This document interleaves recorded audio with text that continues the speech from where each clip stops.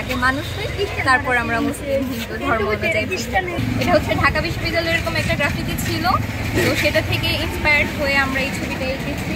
তো এখানে বর্তমানে তো আমার সরকার পতনের পরে যে ধর্ম নিয়ে যে বিদ্বেষ, যে দাঙ্গা শুরু হচ্ছে বা চলছে, তো তা যেন না হয়ে আমরা সবাই যেন নিজেকে বাঙালি হিসেবে ভাবি।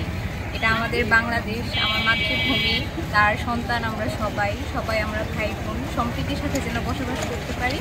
তো সেই হিসেবে এখানে আমরা 4 ধর্মের মানুষদেরকে নিয়ে একটা গ্রাফিতি আঁকলাম। শেষে আমরা সবাই বাঙালি, আমরা সবাই বাংলাদেশেই থাকবো। এই দেশটার প্রতি আমাদের সবারই যে একটা দেশপ্রেম আছে, তো আমি চাই এই প্রেমটাই সারা জীবন সবসময় মানুষের মধ্যে থাকবে।